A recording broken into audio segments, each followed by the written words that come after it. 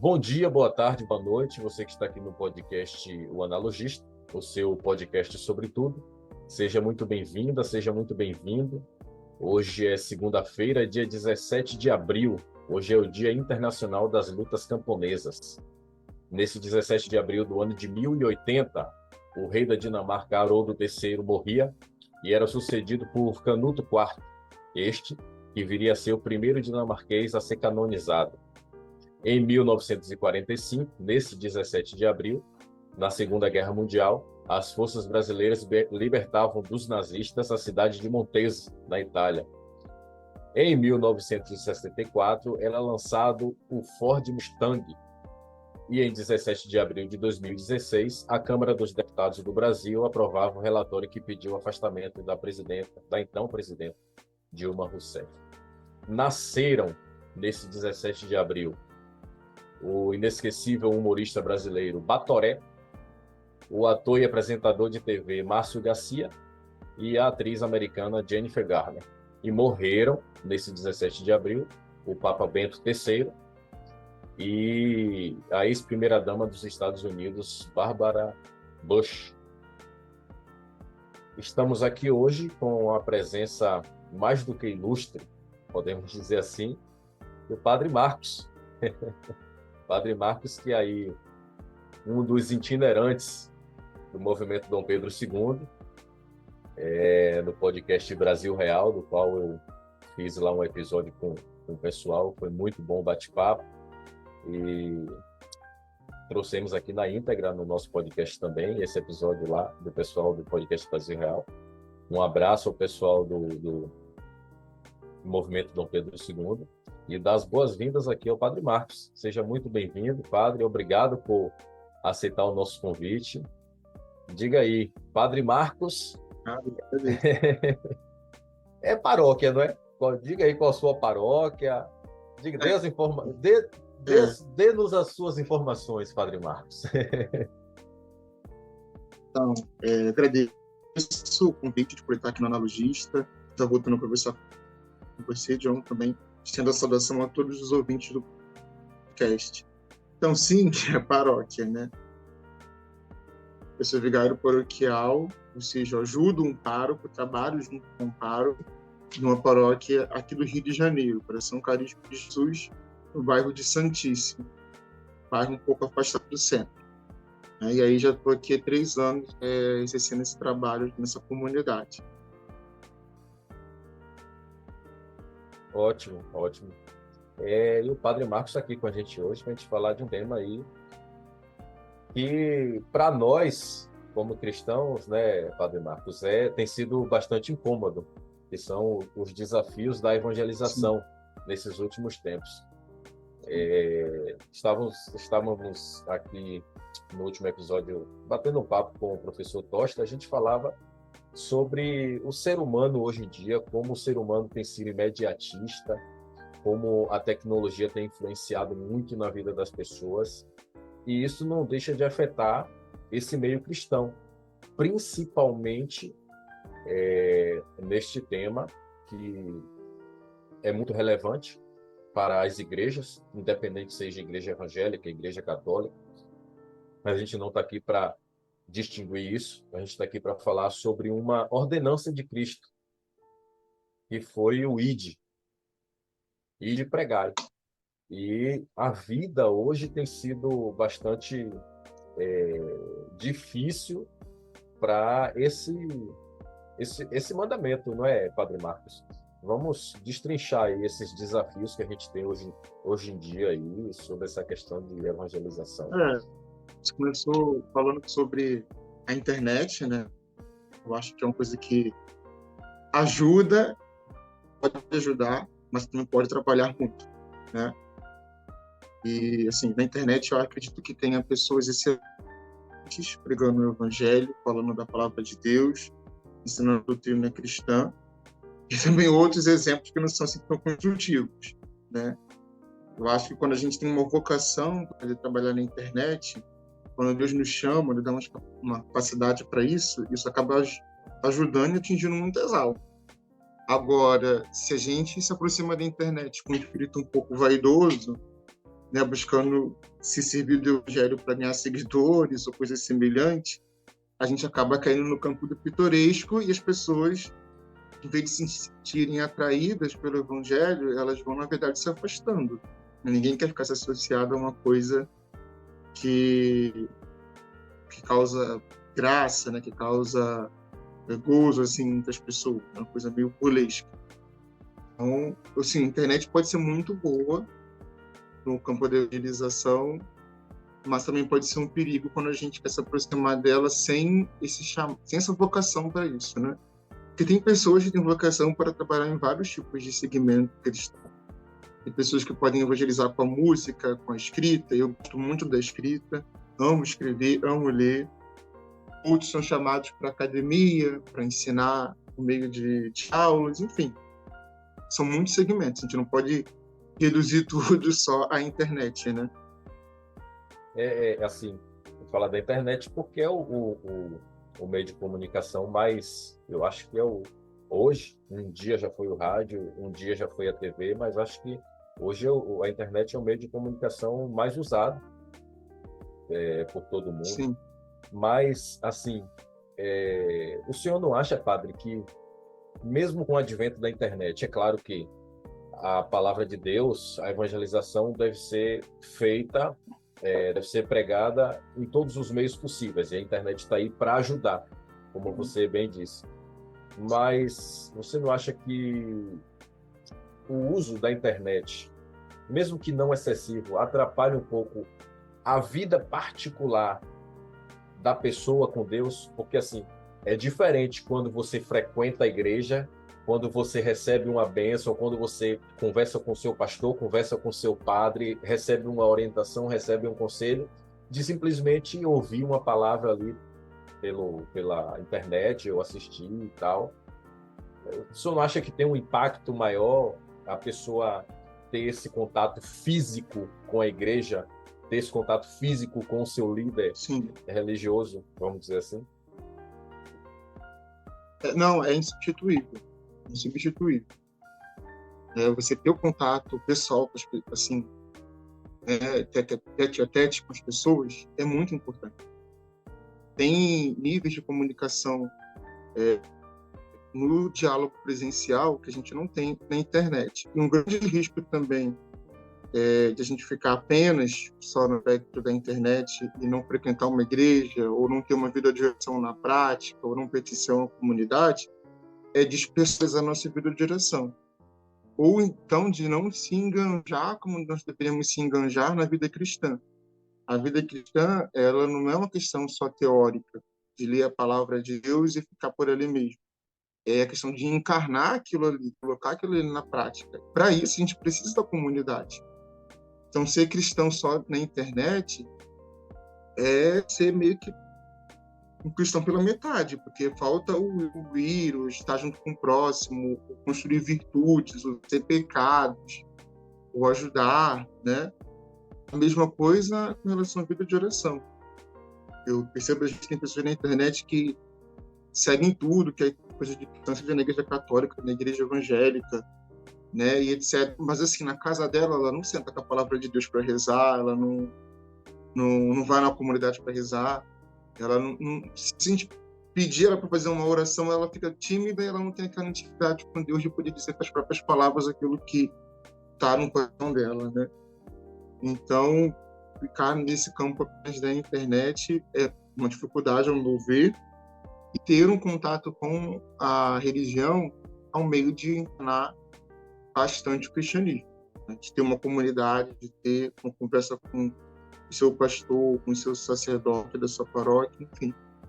Né? É claro que a gente ficar só em casa e ser cristão da internet, pela internet apenas, é mais fácil, é mais cômodo, né? Mas não é aquilo que o Senhor nos pediu. Se a gente for ler o evangelho dele, comodismo e evangelho não são coisas que andam muito juntas, né?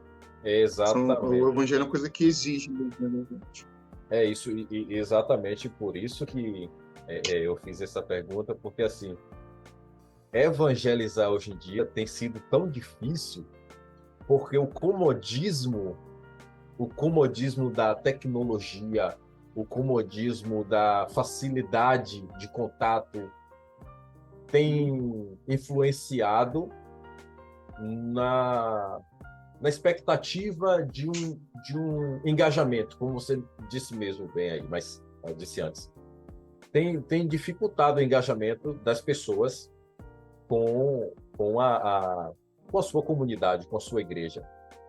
E aí, a questão que eu levanto é, o que é que se faz? Como é que a gente consegue mexer com essas pessoas que têm essa facilidade, que encontra ali na internet, ou no rádio, ou na TV, essa, como é que eu posso dizer?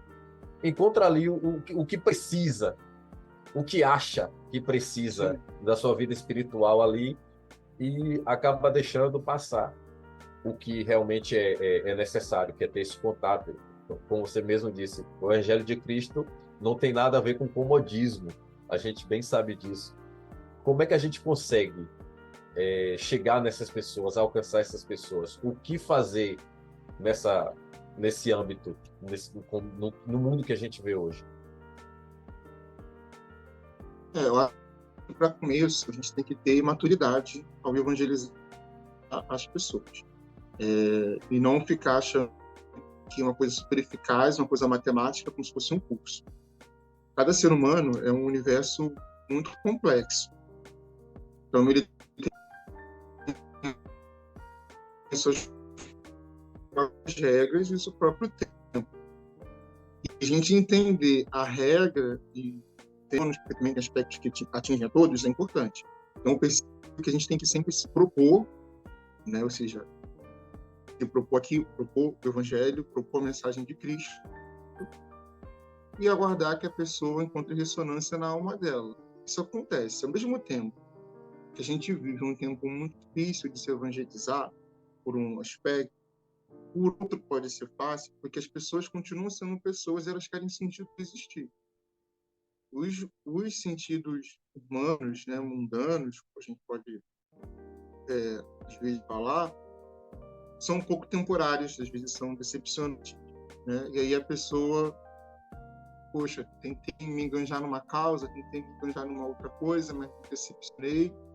E aí entra o Evangelho de Cristo, que é eterno, e é fixo, que é estável, e aí a pessoa começa a ter ressonância com aquilo ali. Então chegou o tempo dela de se aproximar desse evangelho com maturidade. As demandas da vida dela vão pedir o evangelho, vão exigir o evangelho na vida dela. Mas isso é uma coisa que varia de pessoa para pessoa.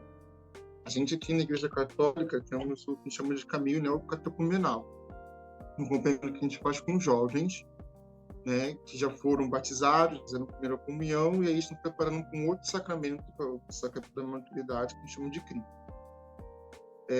E aqui tem jovens que vêm muito mais por costume, né, do que por fé mesmo. E alguns coordenadores de crisma, de catecumenato, falam, a gente tem que tentar incentivar as pessoas a ficarem, etc. Sim, temos que tentar fazer o possível para que a pessoa se sinta bem e progrida na fé dela. Mas se eu percebo que a pessoa está ali fora do tempo dela, de amadurecer a fé, eu ainda prefiro que a pessoa se sinta livre para poder ir e voltar num outro momento que ela se sente melhor.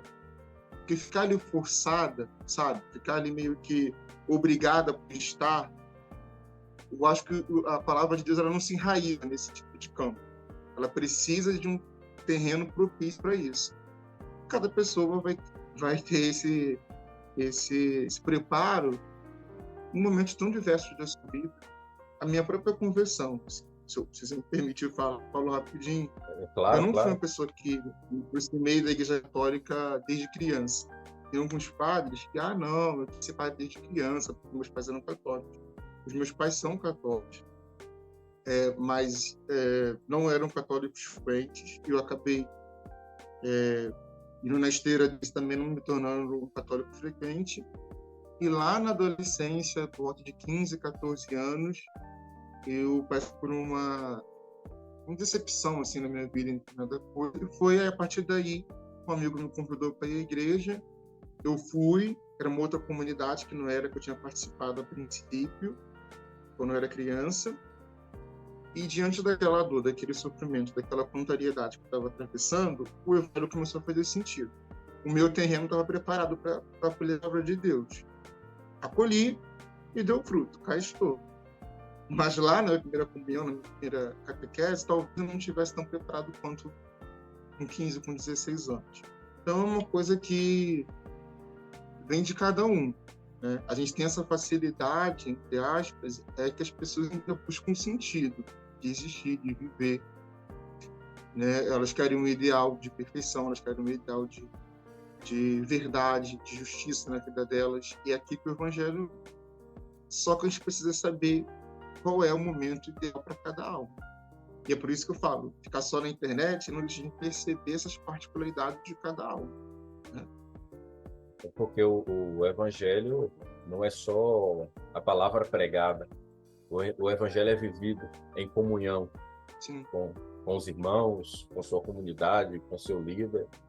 E assim, algo que você falou aí sobre as pessoas sempre buscam um sentido na vida. Isso é uma coisa que a gente debateu aqui no último episódio com o professor, sobre essa questão do sentido da vida.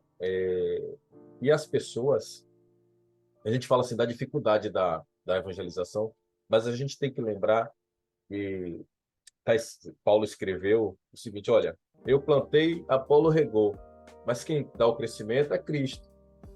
Então, não importa se a pessoa não quer ouvir agora, a semente está ali. Às vezes a gente se esquece disso.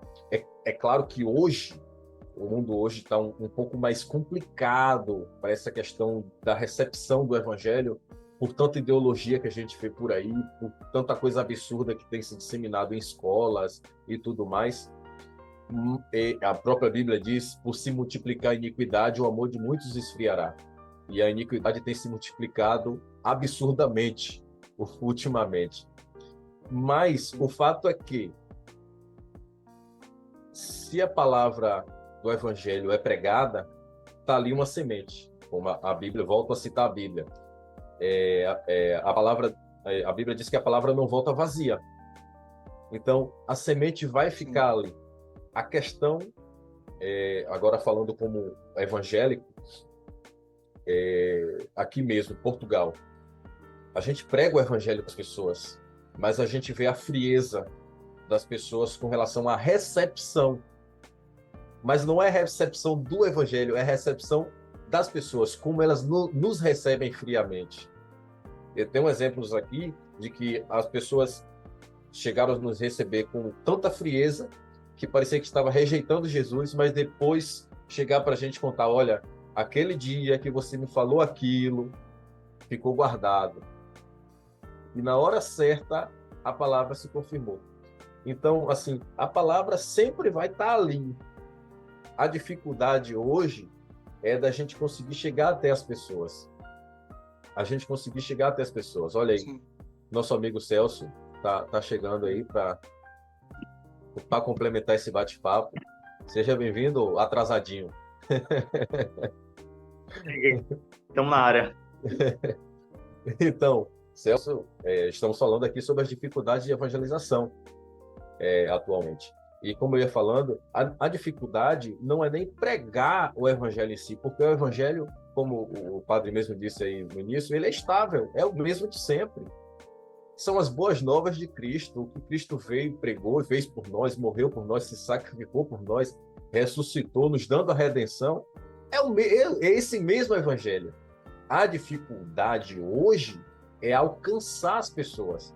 Porque imagina, a pessoa está em casa, está ali zapeando na internet ou na TV, pá, está ali um culto ou uma missa.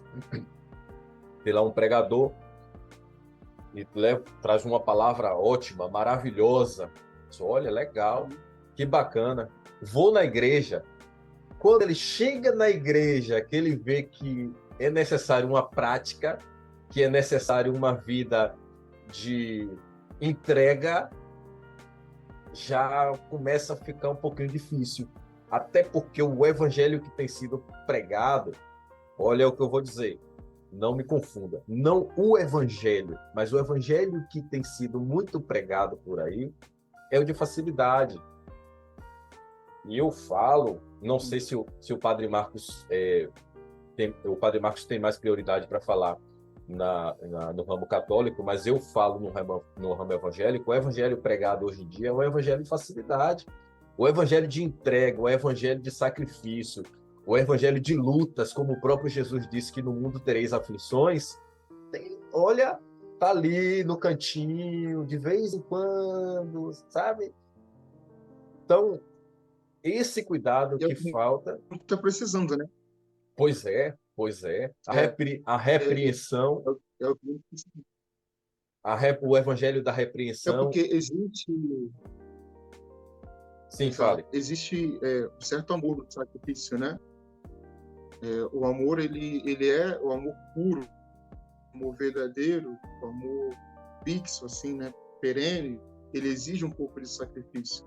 Ele é muito bom, mas ao mesmo tempo ele é doloroso. Essa é um pouco da dicotomia que existe dentro do aspecto do amor. Quando a gente ama muito uma pessoa, a gente diz até que está com o coração apertado por ela, né? Que a gente sofre um pouco por ela, então tem um pouco disso, né? E é o que está justamente faltando hoje, é esse aspecto no mundo, de a gente resgatar esse amor mais verdadeiro, esse amor exigente, que tem um quê de sacrifício, que tem um quê de entrega, que tem um quê de responsabilidade. Ao mesmo tempo que a gente procura um evangelho mais cômodo, assim, a gente, acho que as pessoas procuram um evangelho mais cômodo, a gente tem muita falta de uma pessoa ou de exemplos de pessoas que sejam estáveis, que sejam firmes naquilo que fazem, que amam verdadeiramente, que não abandonam. A gente sente essa demanda hoje em dia, né? E isso talvez seja justamente por conta desse evangelho que tem se pregado um pouco meio que adaptado às necessidades, ou melhor, adaptado aos ouvidos das pessoas hoje em dia. E isso é uma falha dos pastores, né? Digamos bem, né? É uma falha de quem prega o evangelho, né? Então, assim, se a gente está realmente querendo anunciar o evangelho, a gente vai falar ele na sua integridade. Agora, se eu quero anunciar o evangelho para agradar as pessoas, para ganhar público, para ganhar dinheiro, que isso também acontece, não pode ser ingênuo, né? Aí E o negócio realmente fica mais sombrio. acho eu, Padre Marcos, e já chamando o Celso aqui para essa conversa, que é por conta desse tipo de situação que as pessoas têm levantado uma barreira para o evangelho. Porque, assim, sabe-se muito, sabe-se... Porque, assim, ninguém é tolo. Ninguém é tolo. Todo mundo sabe o que é o evangelho, todo mundo sabe, entre aspas, porque, assim, tem um primo, tem um tio, tem uma tia, ou teve o pai, a mãe, um irmão, que vive ou viveu realmente o evangelho e sabe que não é bem assim. Então, essas pessoas que pregam esse evangelho desmistificado para agradar ouvidos, cria nas pessoas, no público em geral, os que não vão no oba-oba, as pessoas que realmente têm uma necessidade, uma barreira. Será mesmo? Sim. Será mesmo que é só prosperidade? Eu vou lá, só vou ter bênção? Mas Jesus sofreu tanto. Quando na verdade não tem. Você lê a Bíblia, os discípulos sofreram tanto, os profetas sofreram tanto, porque, sabe, há pessoas que se questionam sobre isso. É claro que muitos vão no oba-oba, estão lá atrás de patrimônios e tudo mais, mas, enfim, a questão é que, feito isto, cria-se a dificuldade de ser pregado e de ser aplicado o verdadeiro evangelho hoje em dia. E Celso, atrasadinho, o que é que você tem para nós aí sobre isso? Primeiramente, agradecer ao Padre Marcos pelo convite aceito, né? Desculpa pelo atraso, que infelizmente às vezes acontece dessa no transporte público daqui essa é a vida. Eu acho que tem algumas observações a fazer. Eu acredito até que o Padre Marcos ele vai concordar, que John vai concordar, mas o Padre Marcos ele vai estar mais à frente de muitas obras aí, e ele vai concordar. Além dessa questão que John estava falando, da facilidade, né, de um evangelho fácil, e não, realmente isso não existe. Hoje, eu desculpa ter que introduzir esse assunto aqui mais uma vez. A gente já comentou isso aqui em outros vídeos, né? Mas infelizmente não tem como negar a introdução de certas ideologias dentro da igreja. E isso dificulta demais o verdadeiro evangelho. Porque, veja bem, você acaba adaptando a sua visão de mundo com o evangelho. Ou, na verdade, você adapta o evangelho à sua visão de mundo. Então, você não está, na verdade, seguindo o evangelho genuíno. Você está fazendo aquilo que você, o seu eu, acha que tem que ser feito. Então, aí já morreu o Cristo, o centro, né? Que é Cristo. Então, aí já entra o quê? As ideologias, já entra o meu querer. E todas essas questões, Jonathan estava falando, e acredito que no meio da conversa que eu perdi o início do episódio, acredito que já deve ter se falado disso, né? Muito disso. A questão da facilidade é outra coisa absurda, mas o que mais hoje tem atrapalhado é justamente isso, porque quando você vê um cara fazendo uma pregação que ele voltado para a prosperidade, não é difícil, mas muita gente se perde e não consegue pegar o verdadeiro evangelho, ver quem são os verdadeiros líderes. Ele vem com aquele discurso de que você vai prosperar, e que você está passando por essa luta, mas isso vai passar, e que não sei o... Quem não quer ouvir isso? Qual o ser humano na Terra que não quer ouvir algo de bom? Que você, eu, todos nós vamos passar por dificuldade, mas a gente vai vencer, e que não sei o quê. Meu irmão, muitas vezes acontece que a gente vai passar por isso, talvez até o resto da vida. Uma luta contínua, que tem pessoas que têm parentes em leito de hospitais, que estão com eles ali pedindo a cura, clamando. Talvez Deus não cure, ou você pode até achar um Deus cruel. Não é a vontade perfeita de Deus, a vontade boa, perfeita e agradável. A gente não entende hoje, mas futuramente a gente vai entender. Então, esses caras que pregam isso, você identifica quem são os verdadeiros líderes por aí. É aí que você vê o cara que está pregando o verdadeiro evangelho e aquele que está falando só de bênção e prosperidade. Outros pastores que eu canso de ver, meu Deus do céu, nos Reels do Instagram, às vezes no YouTube mesmo, falando sobre ideologias marxistas em cima do púlpito. Isso atrai pessoas cheias de si, não atrai pessoas querendo arrependimento, querendo mudança de vida, porque o evangelho é ter mudança de vida. Quando você pega a vida dos apóstolos, como a gente estava falando, pessoas que sofreram agruras por causa de Cristo, largaram tudo para trás por causa de Cristo. Aí vem um menininho que acabou de entrar na igreja, não vou mudar o meu estilo, porque Deus se agrada do meu coração. Meu irmão, isso não existe. Então, hoje tem essa dificuldade, ainda depois dessas questões todas que a gente falou, ainda tem as ideologias. Não sei se o Padre Marcos concorda comigo. Sim, concordo. Assim, falando de ideologias, né, e a gente tem uma ideologia muito grande liberal, que é menos conhecida aqui no Brasil do que a comunista, a de esquerda, e, óbvio, a de esquerda que já é mais escrachada. Em ambas, a gente tem o mesmo sintoma, uma tendência muito grande ao materialismo. Né? Tanto o liberalismo quanto o comunismo, eles partem da mesma premissa, por mais que vão para extremos diferentes. Uhum. A vida do homem só pode ter sentido se ele tiver um bem-estar material, se ele tiver prazer, se ele tiver dinheiro, se ele tiver prosperidade, se ele tiver tudo que ele gosta, se ele tiver o amor sensível que tem aqui nessa vida, e etc.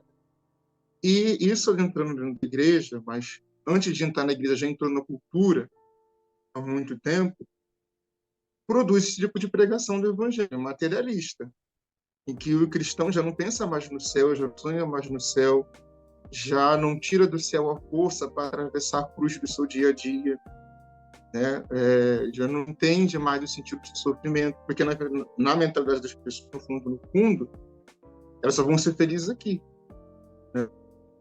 Padre, sei lá, pastor, quem quer que for, mas eu acredito no céu. Mas isso não é uma realidade enraizada na nossa vida. A gente não faz as coisas do nosso dia a dia, trabalhar, estar com a família, rezar, necessariamente pensando nisso. Na prática, gente, não pensa nisso. Né? A gente está pensando sempre no nosso bem aqui nessa vida, no problema que eu estou passando hoje, no dificuldade que eu estou passando hoje. É proibido pensar nisso? Não, não é proibido. Mas a nossa vida não se resume a isso, né? A dificuldade, uma das grandes dificuldades da evangelização hoje em dia é que no passado a igreja impactava muito na cultura e na mentalidade das pessoas. E hoje é o verso. Hoje é a cultura que impacta dentro da igreja. A gente mudou, a gente virou a chave assim, entendeu? É 180 graus. E isso era exatamente o que eu ia comentar agora. Porque, assim, antigamente, a igreja exercia a função de base do Estado. A igreja era a base de tudo. Veja, não existia um rei sem um sacerdote. Simplesmente não existia.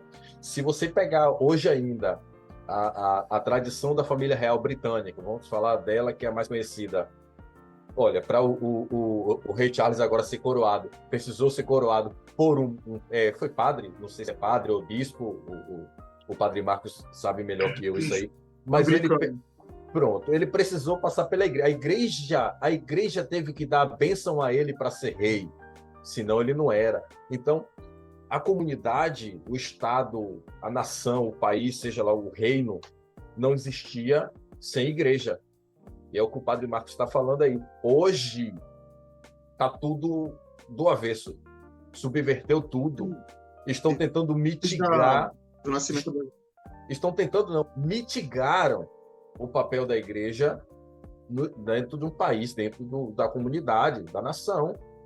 Hoje a igreja é só como se fosse um refúgio, vamos dizer assim, para os necessitados. Não falo só de igreja evangélica ou igreja católica, seja que tipo de igreja for. A igreja é como se fosse um refúgio. E alguns países hoje em dia, eu lamento muito, que é proibido até se falar no cristianismo. A gente sabe de alguns países que têm sofrido com isso. E não são só evangélicos. Católicos também são reprimidos. Católicos, evangélicos, toda a linha do cristianismo tem sido reprimida em alguns países. Infelizmente, tem sido uma tendência crescente, principalmente por conta, como o padre falou, desses governos, dessas ideologias aí liberais, comunistas e as irmãs dessas daí. E assim, pregar o evangelho hoje se tornou algo não palpável. Se a gente for olhar para a história da igreja, o evangelho era algo que estava ali. A palavra de Deus é algo que estava ali. Deus estava ali para as pessoas. E as pessoas o recebiam de bom grado porque não achava outra alternativa a não ser confiar em Deus e saber que Deus era, eu falo era por conta do passado, que Deus era capaz de suprir tudo. Hoje não. Hoje eu vou lá, pela força do braço, eu trabalho, eu conquisto o que eu quiser. O mundo está assim hoje. E você pregar o evangelho para pessoas assim, é difícil você conseguir entrar nesses corações. O evangelho que entra fácil nesse coração é o evangelho, venha, pague aqui o seu dízimo, pague aqui a sua oferta, venha fazer campanha que você vai conseguir um carro novo essa semana. Uma casa nova mês que vem. Engraçado que eu não sei como sai tanto carro novo para todo mundo assim, tanta casa nova. Concessionário. Estou procurando até agora também. Sabe? Então, eu acho que essa é uma das maiores dificuldades que eu queria até que o padre comentasse. Essa subversão dos valores, a subversão do papel da igreja no mundo, não só, seja onde for, o papel da igreja no mundo. Sim. Queria que o padre comentasse um pouco sobre isso também, porque já estamos aqui caminhando para o nosso final. Né? Então, essa separação entre igreja e Estado se consolidou muito na Revolução Francesa. Que era uma coisa que já estava ali fervilhando um certo tempo, mas ali se consolidou e depois se espalhou, generalizou, infelizmente, né? E o Estado precisava realmente diminuir, a igreja precisava, e precisa até hoje, para facilitar a manipulação política que eles querem exercer sobre o povo. Se o povo tem uma fé muito esclarecida, tem um conjunto de leis morais muito esclarecida, como é que os governos vão poder fazer o que querem? Como é que eles vão poder seguir fora desse código moral que já está ali enraizado na cabeça das pessoas? Então, separar a igreja do Estado para, na visão deles, uma coisa extremamente importante, porque é o que mantém eles no poder, né? Então, mitigar, diminuir, ou separar, ou inibir, ou proibir, em alguns casos, tem muito a ver com isso, né? Ajuda muito também para as repúblicas modernas, para os governos modernos, essa visão materialista das coisas também. A noção de céu, né, também não é muito bem-vinda, né? E aí, assim, se cria outros slogans em cima, de que o Estado é laico, de que se tem que respeitar todas as religiões, são tudo justificativas para poder reafirmar a ideia principal deles, que é favorecer o Estado deles no poder, a manipulação política que eles querem exercer. Então, é um pouco nessa linha que as coisas têm se estabelecido ultimamente. Mas, assim, a igreja, ela não teve sempre o apoio do Estado. É dever do Estado apoiá-la, né? É dever do Estado colocar todas as condições materiais para que as pessoas consigam alcançar o céu, né? Então, aquilo que tange a ele deveria fazer, né? Mas, infelizmente, a gente sabe que não faz, né?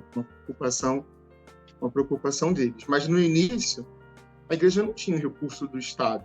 E a gente conseguia atentar tudo e as pessoas. Por que será? Né? Porque talvez a fé era muito mais firme nos nossos corações do que a cura daquelas pessoas da igreja primitiva era no coração delas. Elas não conseguiram triunfar sobre si mesmas à luz da fé e impactar a vida de outras pessoas. Olha o caso lá de Santo Estevão, por exemplo, né, que morreu, foi apedrejado, isso incentivou Paulo, e Paulo depois vai evangelizar outras pessoas. Quando a gente faz missão em São Paulo, a gente tem a impressão de que ele foi uma rasa quarteirão, né?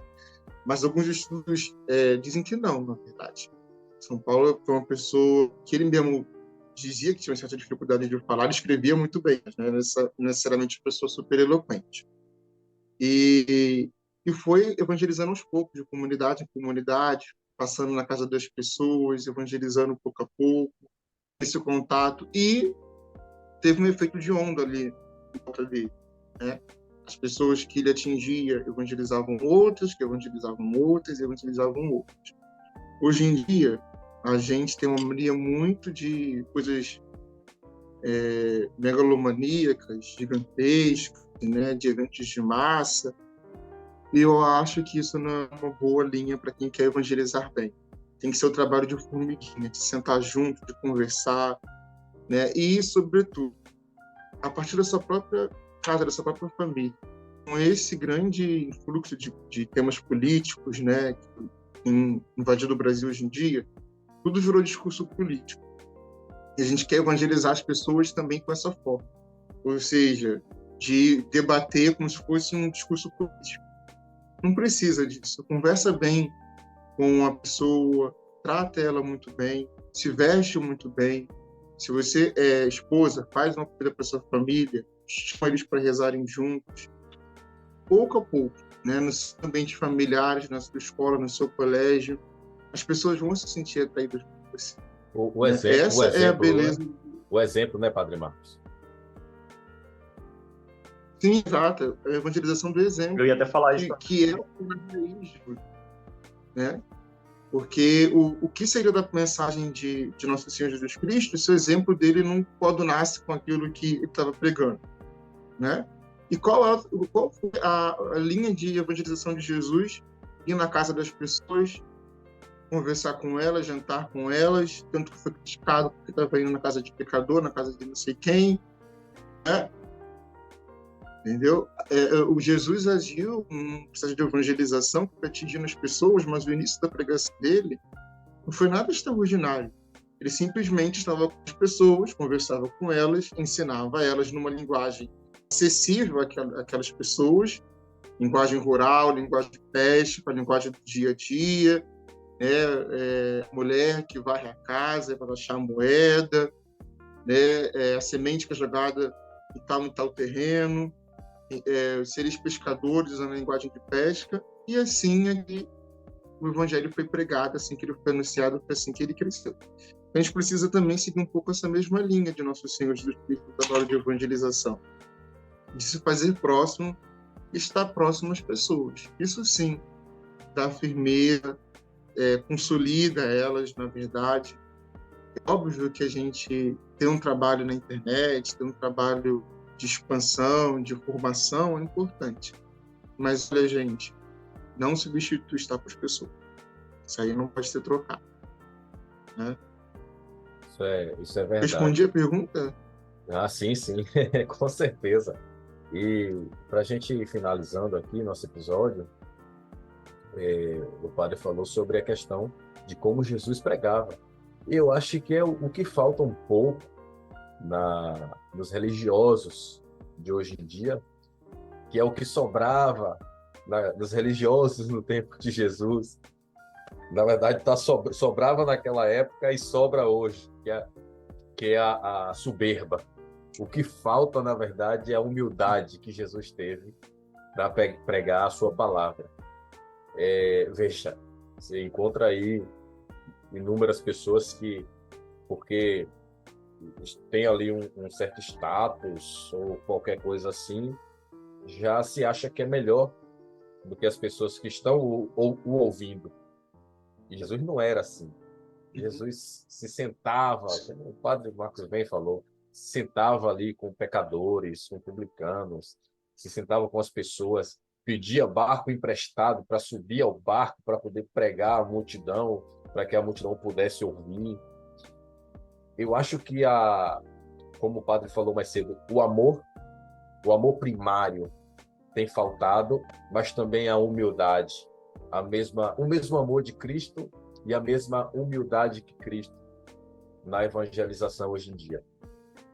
A própria Bíblia diz, volto a citar a Bíblia, é inevitável, não é por força e nem por violência. Às vezes não é nem força física, nem violência física. Às vezes está sendo por violência psicológica.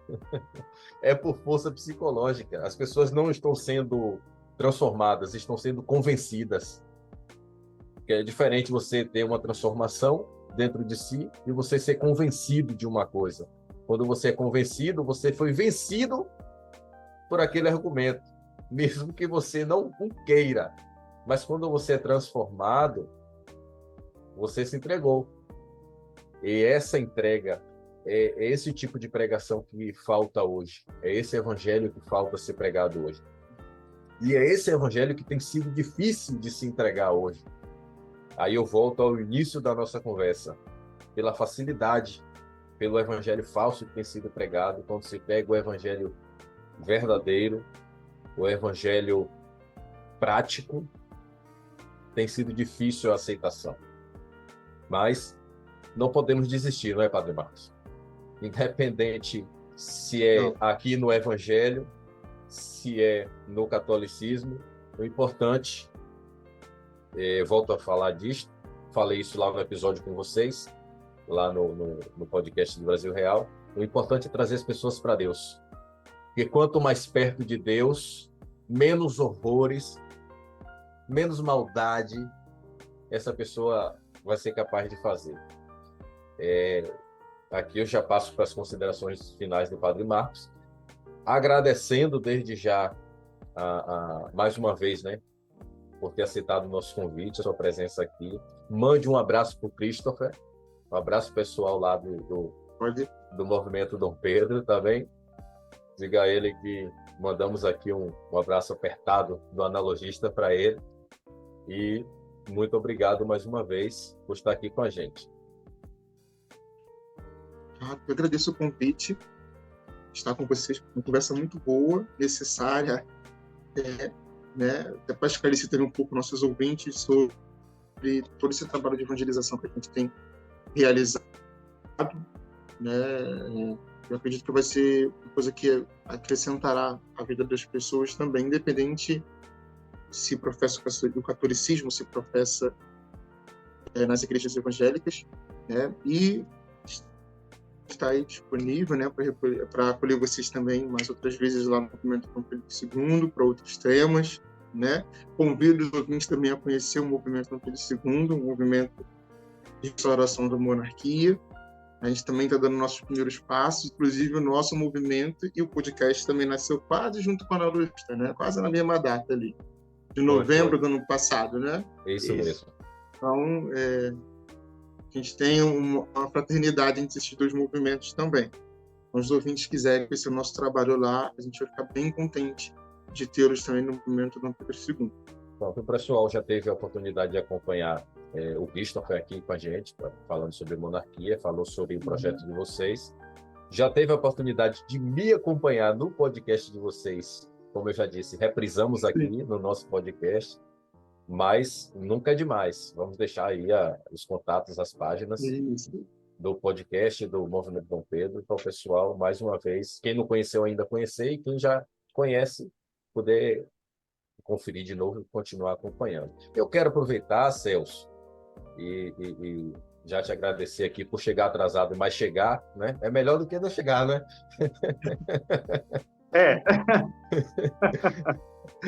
Eu quero aproveitar, porque ontem, foi dia 16, foi aniversário do meu casamento. Mandar um beijo aqui para minha esposa, está aqui sentadinha aqui atrás de mim.